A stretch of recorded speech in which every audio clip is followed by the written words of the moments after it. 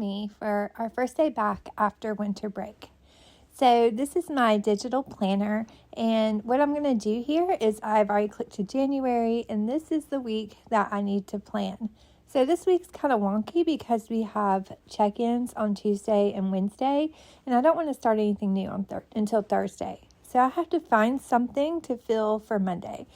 I don't know how your students perform on district assessments, but sometimes mine don't put a lot of effort into it because they know it's not graded. But I really want to see how they perform. So what I'm going to do is I'm going to assign them this goal assessment form.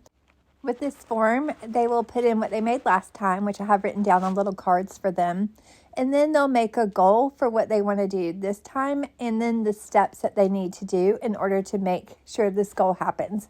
So some of the steps that are on there are like read the whole thing, because sometimes they don't read the whole thing, or annotate while reading, that kind of thing. So I'm going to go ahead and download this Google form. This should take about 5 minutes to complete, so it's perfect for a bell ringer at the beginning of class. I'm going to go ahead and get rid of these categories because they don't match with what I'm doing this week. Although I typically follow that, I can't really do that this week. Now I have one day to fill before we start check-ins, so I need to find something engaging for my students to kind of get us back in the groove. So I'm going to go back to my site, and then at the front on the home page, there are a couple of New Year's activities that I think would be perfect. And I know some of my other teacher friends are doing the goal setting stuff, so I don't want my students to get burned out on that. So I'm going to pick a little different type of activity, and this is a reading activity. I know they'll be so excited to read on their first day back. I will be excited to have them read. And this is with the story After 20 Years. I'm making a quick copy for my classes this year. Looking through the slides, I think I can do a couple of different things with my classes. We could have some whole class activities, partner activities, and individual activities with this one assignment. So I think that is a great way to get us back into the groove of things. Start out with the journal question.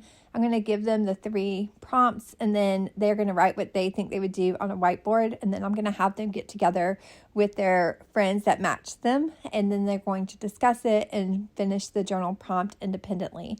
After that, I'm going to have them get together in their small groups, which I already have determined. They're going to read After 20 Years together, then answer the questions together, and then finally, I'm going to have them do the email activity independently. The only thing I really have to do in order to prepare for this is assign this copied version of the Google Slides to their Google Classroom. So that's the only thing I'm going to put on my to-do list here. That should take minimal, like 3 seconds, right? After the check-ins, I am going to introduce perspective and point of view, which is RI6. I'm going to go ahead and put that down here in my standards focus area. And then I'm going to start planning for Thursday and Friday. So if you want to follow along, make sure to check out my other videos.